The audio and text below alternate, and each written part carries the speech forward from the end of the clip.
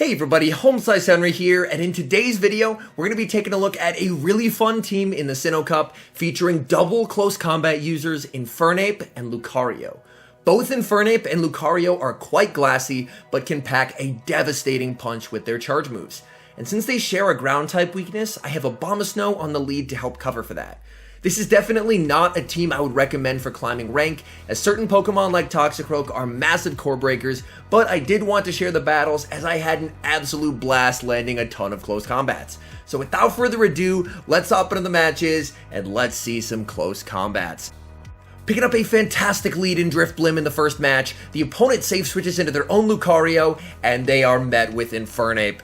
INFERNAPE doing massive damage with the Fire Spins. We do need to commit a shield, but able to fully Fire Spin down, and we leave with a Blast Burn loaded. Blast Burn does deal massive damage from INFERNAPE, and Drifblim actually shields, so we're able to get the shield back.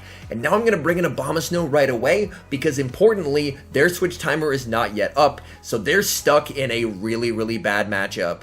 And now I'm going to be able to get off this Weather Ball, and they kind of have to shield it. Even despite the debuff, this would be taking them out, so they do commit the shield. We're trying to get to the second one, and we're just not able to get there. Their switch timer is up, so I am expecting them to swap. They Icy Wind, but they actually stay in, which is a pretty big mistake. And now I'm going to be able to get off another Weather Ball that gets them very low. They're trying to reach another move. The Powder Snow goes through. They should be KO'd here. There's a little bit of lag, and then they're finally KO'd.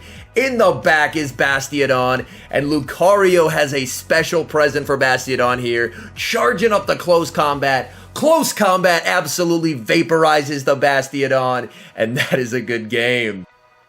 Hopping into the next match, picking up a pretty neutral lead Abomasnow into Empoleon. The opponent instantly safe swaps into Froslass, and we counter swap with INFERNAPE. These Fire Spins are doing big damage on a Froslass, but unfortunately, so will the Shadow Ball. We do decide to shield up, and unfortunately we get baited, and now I'm going to have to commit both shields in order to win switch. On the bright side, INFERNAPE's going to lead this matchup with 2 close combats, so we are going to be able to get both shields back from the Empoleon. Back in comes the Empoleon, we're going for the first close combat. Hopefully, I'm going to be able to stall out the clock as well, because my other 2 Pokemon have pretty nice Empoleon matchups, so if I can save the INFERNAPE for later, that is great. We do take a Waterfall, which hurts a lot, but then we're able to bring back in Abomasnow. This Energy Ball will not KO, as we're not Shadow, but it will be getting the Empoleon quite low. Empoleon is at a Drill Peck, which will be getting us deep into the red as well. We do survive the Drill Peck though, thankfully, and now they're going for an aggressive farm down, but Abomasnow is able to reach a Weather Ball. This is double resisted, so this will probably just not KO. We're really hoping it does. They survive on 1 HP, and they bring in Drifblim, and this is very scary, as Lucario will get outpaced here. So what I'm going to try and do is bring in the INFERNAPE, farm up extra, swap, hopefully catch an Icy Wind. We're not able to catch the Icy Wind, but they still decide to throw on the Lucario. The opponent got worried, Shadow Ball takes us out, but INFERNAPE is still able to get to the Blast Burn. Blast Burn will be taking them out, but they still have a 1 HP Empoleon. Can we survive a Waterfall? INFERNAPE able to survive the Waterfall on 1 HP, and that is a good game. Hopping into the next match, picking up a terrible lead Abomasnow into Bastiodon. We save swap INFERNAPE, and we're met with Shadow Grottle. So the opponent is running some version of Grass Hole, and INFERNAPE just happens to be the perfect core breaker. My plan here is to shield once, farm all the way down, and we should be close to 2 close combats for the Bastiodon. We do have them back to back, so the Bastiodon is going to have to give us both shields or take absolutely massive damage from INFERNAPE. We do get the first shield. Will they shield the second? They do shield the second. INFERNAPE goes down, but now in comes Lucario, and these counters are absolutely tearing through Bastiodon. I do want to shield, as a Flamethrower would be doing super effective damage. What do they have in back? They have a Toxicroak. Toxicroak is an absolutely massive problem for the team, but not if you have a Shadow Ball loaded. Lucario is able to take them out. Bastiodon comes back in, and they concede the match. Hopping into the next match, picking up a slightly negative lead Abomasnow into Drapion.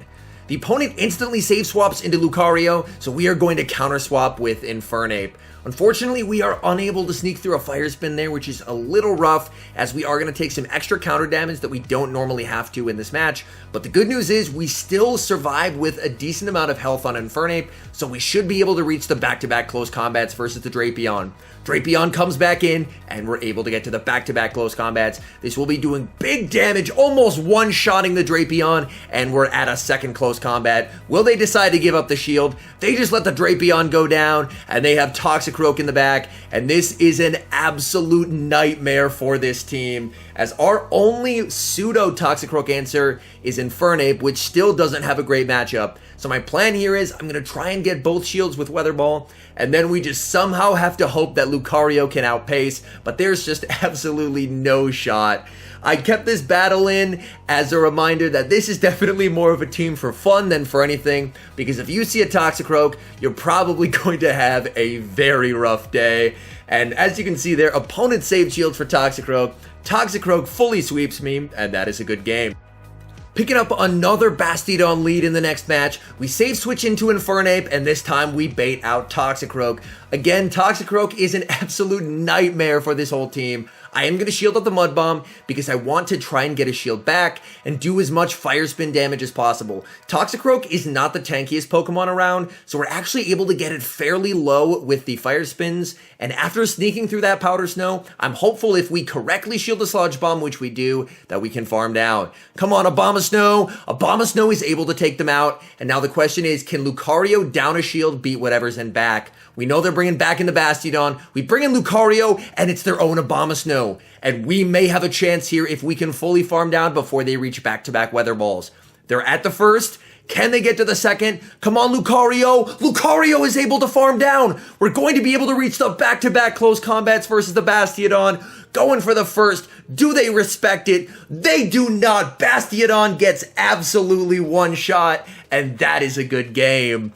All right, hopping in the next match, picking up probably the best lead you could see. Abomasnow into Gliscor. My opponent does a fantastic catch, catching the Weather Ball onto Empoleon, but the downside with catching that is now I can actually fully farm down with Lucario, and they're not even able to reach a move, so that little bit of chip damage actually mattered quite a bit. They come back in with the Gliscor. We are going for the Shadow Ball. No baiting around here. We're able to land the Shadow Ball. We farm down. Opponent sees the writing on the wall and concedes the match. Hopping into the next match, picking up a fantastic lead, Abomasnow into Bibarel.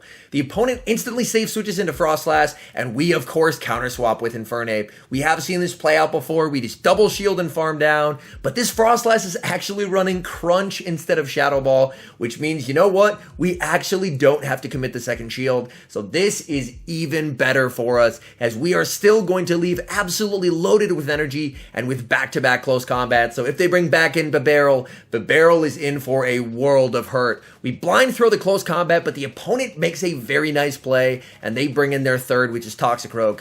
I am actually going to go for the back-to-back close combats. Close combat should do enough damage that we may be able to force both shields, and now I aggressive swap Abomasnow. As I mentioned, Toxicroak absolutely destroys this team. I need to get off as much damage as I can. We're able to land the Weather Ball, which does get it pretty low, and we are almost able to get to the second. I'm hoping this should be a CMP tie. We shield up the Mud Bomb. It's not, but we are able to click the Weather Ball, and this should be taking out the Toxicroak.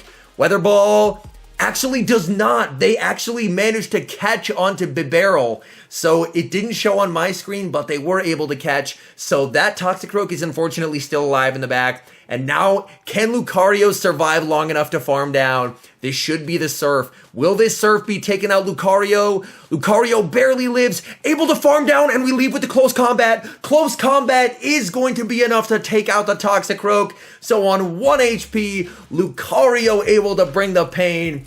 He had 2 shields, but we had 3 total close combats, and that is a good game. Picking up a fantastic lead in the next match. They save switch Lucario. This time it's a shiny Lucario, which is very cool. But again, Infernape can handle this. They do go for the Shadow Ball, which most do. If they go for Power Up Punch in this matchup, it does get a lot trickier. But thankfully, most were just going for the singular Shadow Ball.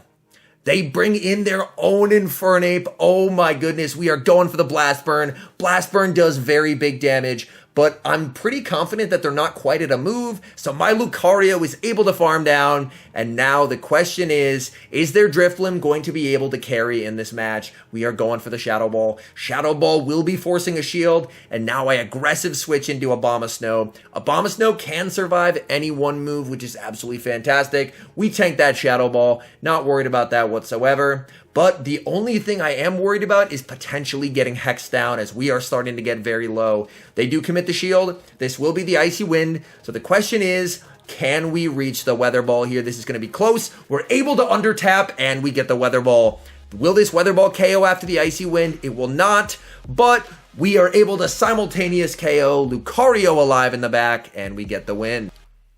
Hopping into the next match, picking up the Dream Lead Abomasnow into Gliscor. The opponent instantly save switches into Empoleon, and we counter swap into Lucario. Unfortunately, we do need to commit the shield in this matchup, but we will be able to farm down and then have the Shadow Ball loaded to either get the shield or do a significant amount of damage onto the Gliscor.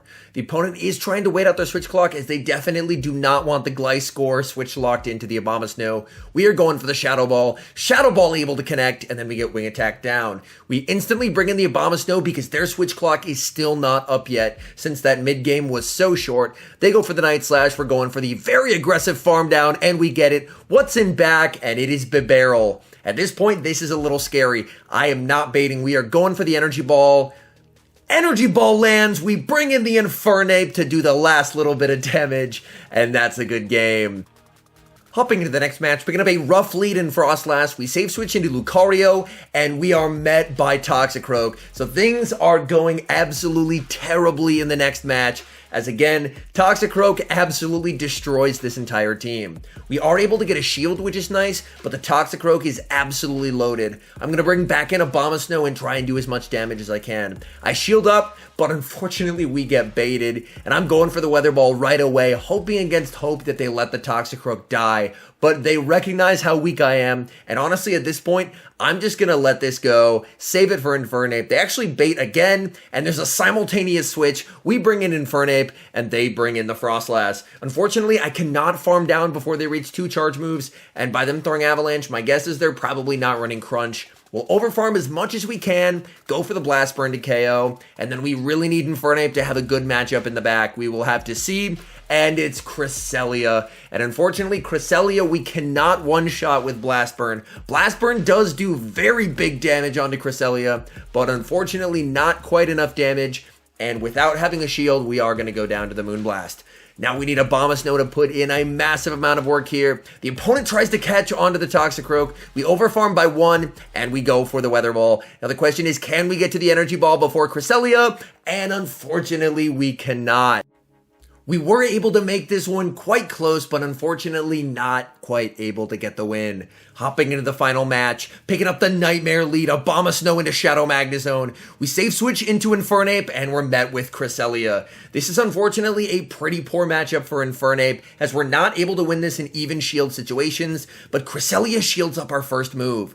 Honestly, this is about the best that I can hope for out of this matchup, so I'm actually going to let the Infernape go down and save the shields for the rest of my team in the hopes that they're going to be able to pull this one out.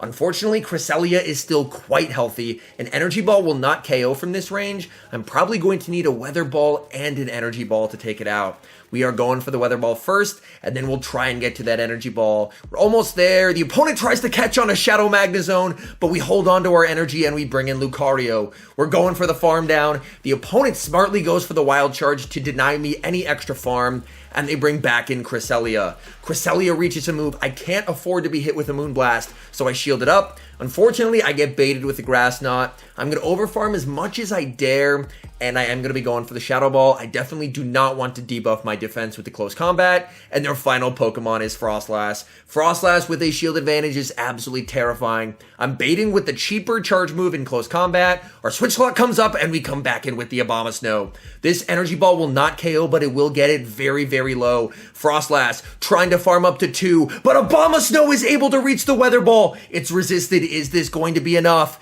It is enough to take out the Froslass. Abomasnow closing strong, and that is a good game. All in all, I had an absolute blast running this team. As I mentioned, this is definitely a very flawed team, so it's not a team I would recommend, but being able to have 2 close combat users, I was able to deal a ton of damage, which was an absolute blast. Anyways, thank you guys so much for watching. If you're enjoying the content, make sure to leave a like and subscribe to the channel if you haven't. And a special thank you, as always, to our members here on YouTube. The support you guys provide is absolutely incredible, so thank you very much. And I mentioned it last video as well, we now have merch. So we have official writing on the wall inspired merchandise available now. If you're curious, check it out. Link will be in the description. Anyways, thank you guys so much for watching, and until next time, I've been HomeSliceHenry.